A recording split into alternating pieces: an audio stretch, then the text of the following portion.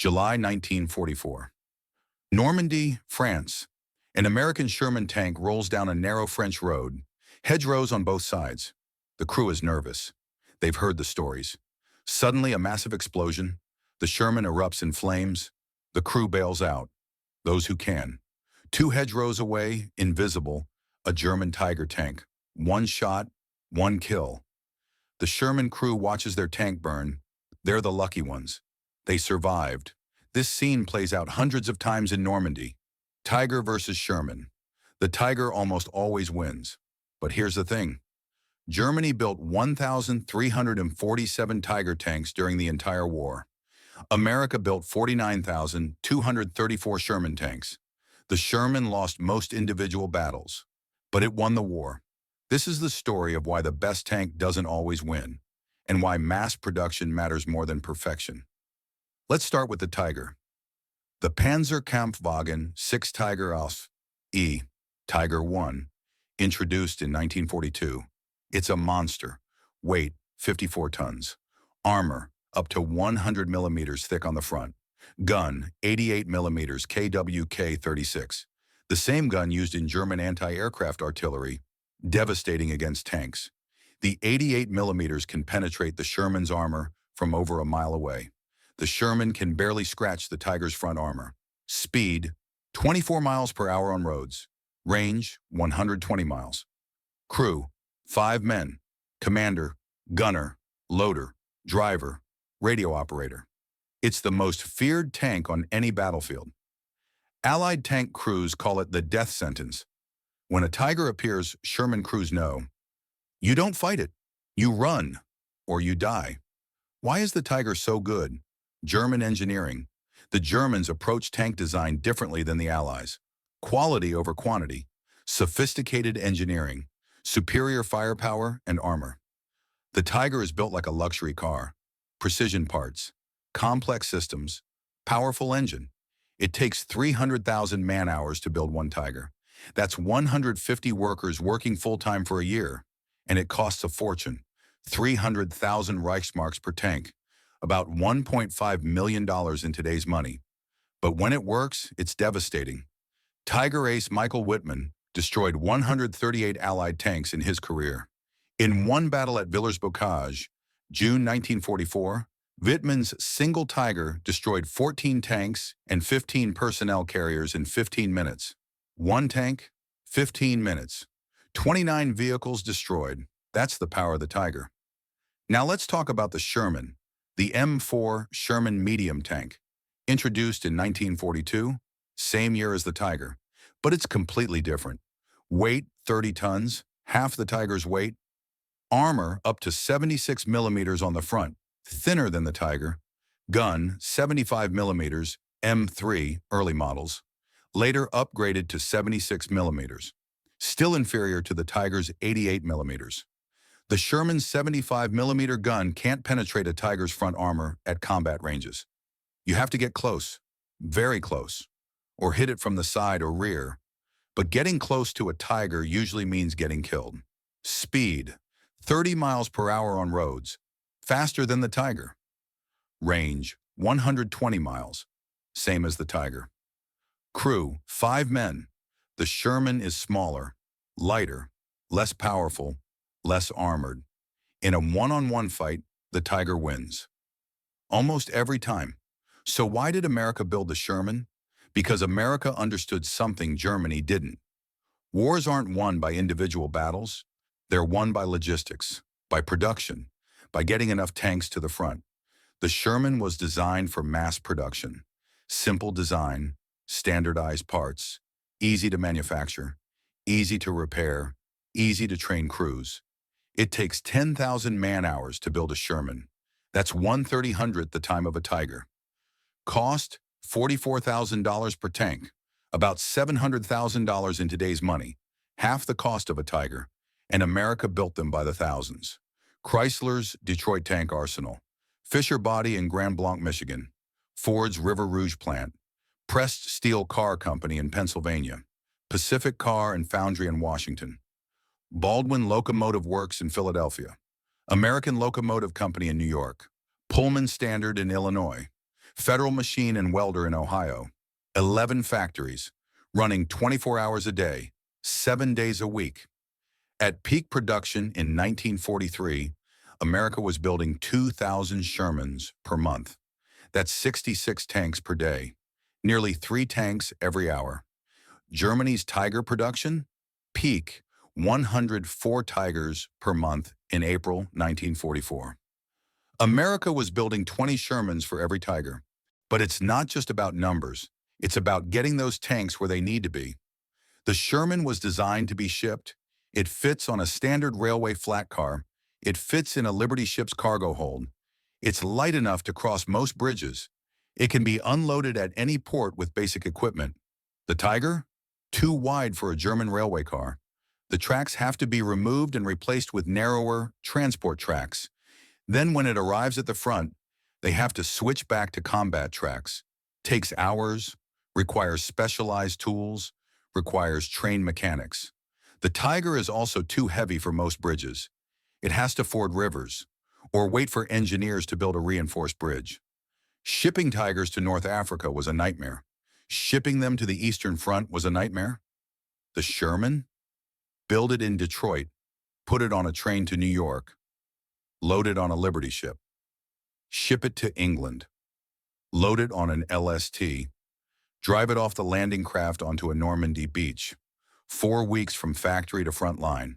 The Tiger might be superior, but if it's in Germany when you need it in France, it's useless. Let's talk about reliability. The Sherman's engine, Continental R975 radial aircraft engine, simple, reliable, easy to maintain. It runs on gasoline. The same gasoline that powers American trucks, Jeeps, and planes. Simple logistics. The Tiger's engine. Maybach HL 230P45. Powerful. 700 horsepower. But complex. Requires constant maintenance. Breaks down frequently. The Tiger's transmission is the real problem. It's a sophisticated pre-selective gearbox. When it works, it's smooth. But it breaks. Often. Tigers frequently broke down during long marches, sometimes before they even reached the battlefield. The mechanical breakdown rate for Tigers was about 50%. Half of all Tigers were in repair at any given time. The Sherman, much more reliable. American tank crews could count on their Shermans starting, running, completing the mission. Now let's talk about tactics. The Germans used Tigers as breakthrough weapons.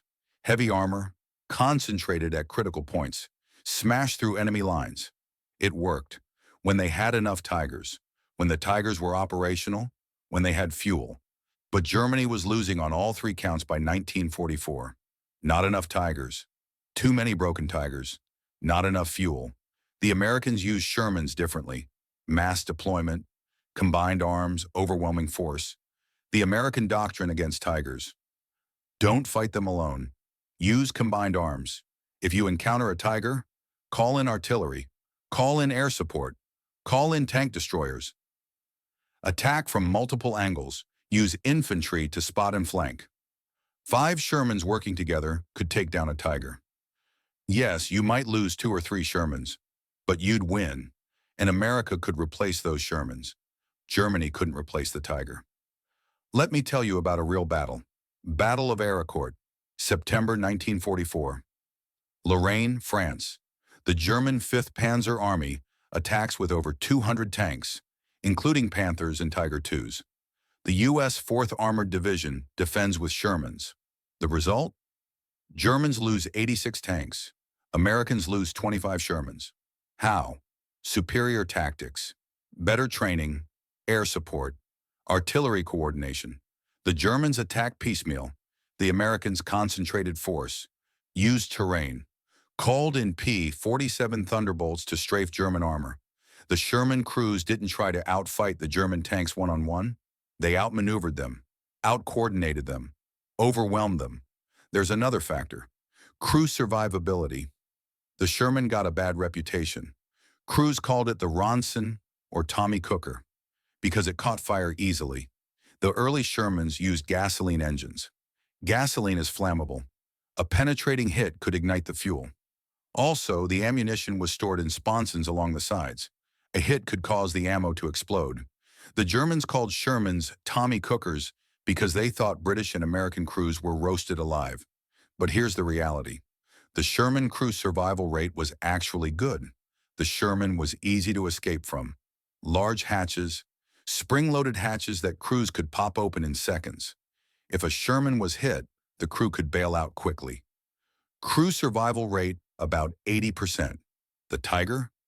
Crew survival was lower. The hatches were smaller, harder to escape from, especially if the tank was burning. But more importantly, Sherman crews who survived could get a new tank. There were always more Shermans. Tiger crews who survived might not get a new Tiger. There weren't enough. By late 1944, experienced American tank crews were a huge advantage. They knew their tanks. They knew the tactics. They'd survived multiple engagements. Germany was scraping the bottom of the barrel for crews, older men, younger boys, less training. Let's talk about the later war. 1944 to 1945. America improved the Sherman. The 76mm gun replaced the 75mm in many Shermans. Better armor penetration. The Sherman Firefly, British variant, British 17-pounder gun, could penetrate a Tiger's front armor. The M4A3E2 Jumbo Sherman. Extra armor. Thicker frontal armor than a Tiger. Wet ammunition storage. Ammunition stored in water-filled bins. Reduced fire risk by 60%. The Sherman evolved, got better, addressed its weaknesses. The Tiger? Germany introduced the Tiger II, King Tiger, in 1944. Even more powerful, even heavier, even more complex, and even less reliable, and even harder to produce. Germany built 492 Tiger IIs, total, not enough to matter. Here's the strategic reality. By 1944, Germany was losing the war, not because their tanks were inferior. Their tanks were superior, but because they couldn't build enough, couldn't fuel them, couldn't repair them, couldn't crew them. Allied bombing had destroyed German factories. Oil refineries were gone. Fuel was scarce. Tigers sat idle, not because they were destroyed, because there was no fuel. Meanwhile, American Sherman production continued, uninterrupted. American factories were safe across the Atlantic. The Shermans kept coming. Let me give you the numbers. Total tank production, World War II, Germany, Panzer III, 5,774, Panzer IV, 8,800 Panther, 6,000 Tiger I, 1,347 Tiger II, 492. Total, about 24,000 tanks. United States, M4 Sherman, 49,234 M3. Stuart, 13,859 M. 3 Lee/Grant, 6,258 M. 26 Pershing, 2,212. Total about 88,000 tanks. America built almost 4 times as many tanks as Germany, and the Sherman was the workhorse. 49,234 Shermans. That's 36 Shermans for every Tiger. Now let's talk about the myth. There's a myth that the Sherman was a death trap, that American tank crews were sacrificed because the U.S. wouldn't build better tanks. It's not true. Yes, the Sherman was outgunned by the Tiger, but the Sherman was well designed for its role. Medium tank, mass-produced, reliable, easy to support logistically. The U.S. Army knew the Sherman wasn't invincible, but they also knew you don't need the best tank, you need enough good tanks, and the Sherman was good enough to land on D-Day, fight across France, break through the Siegfried Line, cross the Rhine, reach Berlin. The Tiger was better in a fight, but the Sherman was better at winning the war. There's a famous quote attributed to a Soviet general, though its authenticity is debated. Quantity has a quality all its own. It's true, 5 Shermans might lose to 1 Tiger, but 10 Shermans will beat 1 Tiger, and America could field 10 Shermans. Germany couldn't field 2 Tigers. Let's talk about the aftermath. After the war, the Sherman continued serving. Korea, Shermans fought against North Korean T-34s. Israel, Shermans, upgraded, served until the 1960s. Many countries used Shermans for decades. The Tiger? After 1945, Tigers were museum pieces. Too complex, too expensive, too impractical. The Sherman's design philosophy won. Modern tanks follow the Sherman's approach. Balance of firepower, armor, and mobility, reliability, ease of production, logistical support. The M1 Abrams tank today is, philosophically, a descendant of the Sherman, not the Tiger. So what's the lesson? Wars aren't won by superior weapons alone. They're won by production capacity, logistics, reliable supply chains, training, tactics, doctrine, combined arms coordination. The Tiger was the better tank, in a vacuum, in a one-on-one fight. But wars aren't fought in a vacuum. They're fought across continents, over years, with supply lines stretching thousands of miles. And in that context, the Sherman was superior. Not because it was better armored, not because it had a bigger gun, but because America could build them, ship them, fuel them, repair them, crew them, and do it again, and again, and again, until Germany ran out of Tigers, and fuel, and crews, and hope. There's a story about General George Patton. In 1945, near the end of the war, Patton was asked about the Sherman. "General, the Sherman is inferior to the German tanks. Why didn't we build better tanks?" Patton supposedly replied, "The best tank is the one that's there when you need it." And the Sherman was always there. That's the truth. The Tiger was a masterpiece of engineering, a work of art, a symbol of German technical prowess, but it lost. The Sherman was a workhorse, practical, reliable, mass-produced, and it won. Not because it was the best tank, but because it was the right tank. For the war, America had to fight. Today, you can see Tigers in museums. But there are only a handful of operational Tigers left in the world, maybe 6 or 7. You can see Shermans everywhere. Museums, military bases, town squares, veterans, memorials. There are hundreds of Shermans still around because there were so many. The Sherman won by showing up again and again. That's how you win a war. Thank you for watching.